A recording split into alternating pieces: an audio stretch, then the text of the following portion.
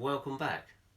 This is not the U-boat workshop, as some of you may think, as we haven't got a project to build at the moment. But the weather is very cold, and we're in the middle of this absolutely terrible lockdown, and no one's kind of going anywhere in the UK. That is, if you're watching it from somewhere abroad. So we're all trying to amuse ourselves by doing some jobs and whatever else. Now, what I thought would be really great, I've had to come indoors today because obviously it's absolutely freezing outside today.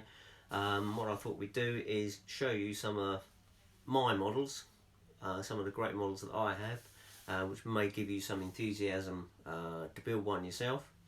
And then once this lockdown is finished and we get into the summer, hopefully I'm going to show you some absolutely fantastic models of the people that I know that may well open your eyes up to some of the absolutely fantastic RC models that you can do,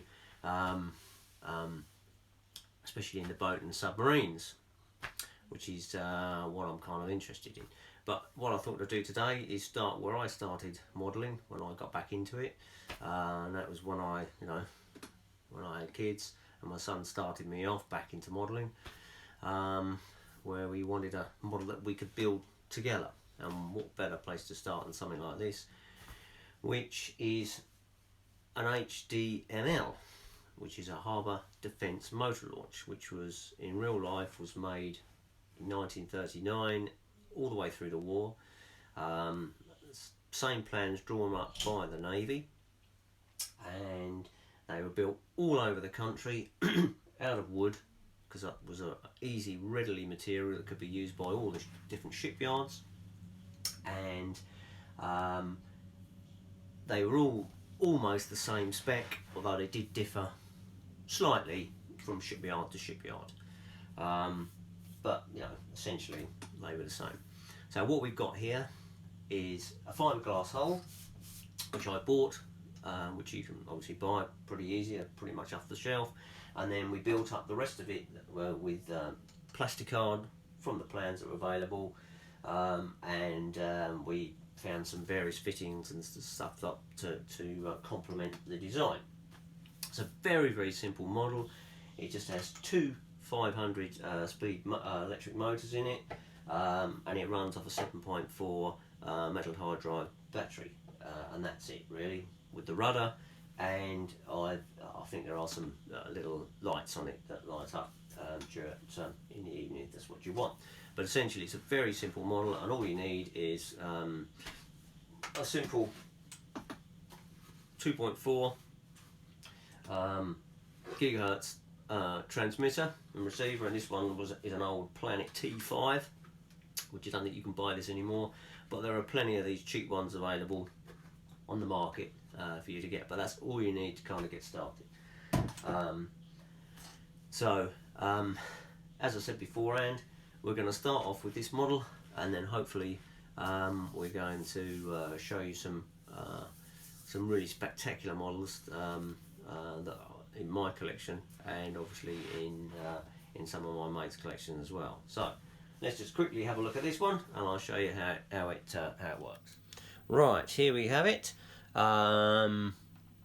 It's not been weathered or anything like that, because at the time when I was making it with my son, and we both had a hand in making various bits and pieces, it wasn't really, we didn't really think it necessary to weather it at the time, and I don't think it really needs weathering at the moment. But as you can see, it's a very nice little model. We bought some of the various small parts and made the rest of them out of plasticard. And we've got some lovely little model guys there, 1/24 scale, and I think my son painted them absolutely fantastic. As you can see there, it's got some Lewis guns there, and it's got Oerlikons on the stern and on the bow, and various other bits and pieces. Now, in real life, this had some 12 guys on. I mean, if you really wanted to be on this boat, it'd be horrendous with 12 people on board. Yeah, as I say, if you wanted to be on board something like 12 guys on this boat, I mean, as I say, mainly they were used for harbour defence, you know, in the estuaries and stuff like that. But during the war, as the war went on, they were used to take commandos and drop mines off and various bits and pieces in the channel, which means so they had to do quite a bit of work in open sea, which they weren't really designed for. They're extremely bobby in the hull. Even this one, you know, bobs around quite a bit, and made some of the crew rather ill. But good little boat they are too. Now we've had a look on the outside, so what I'm going to do now is I'm just going to take off the lid so you can have a look inside, see what goes on. Okay, here we have it with the top off, and as you can see inside, fairly simple with these twin 500 speed motors, cheap as chips these are, single servo, a little sound unit here which gives you the sound of the diesel engine, and here is a speaker which is been covered obviously to produce a little bit more sound because I restricted the outlet. Little bit of wiring, a single Motronics speed controller, and that's it. Nothing else really complicated, but pretty simple wiring, and that's it. So there we have it. And as I say, there's it's got twin props and twin rudders which make it turn absolutely on a sixpence. So a really nice model, and one I'm quite lucky to have in my collection. Right, that kind of wraps up the HDML little harbour defence launch. Whether you want to build one or not, I don't know, but if you're just starting off modelling, this could be a good starting point. So you know, I still really like this boat, and I still take it out quite a bit, and it gives me quite a lot of fun. You know, it's not very complicated, and always seems to do the trick. But if you want to know any more about the HDML, there's tons of information on the web, and if you're really interested and you want to go and see one down in Portsmouth, England, there's even one that you can go on, and it's called the Medusa Trust, I think, and they've got a lot of information there running all the various different boats if you're really interested to see what happened to each individual boat. But as a starting point for a wartime boat, it's absolutely brilliant. So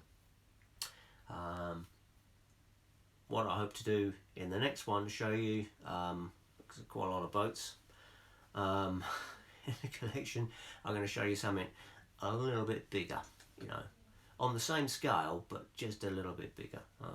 As I say, this is 1/24th, which for those people who don't know is 24 times smaller than the original boat.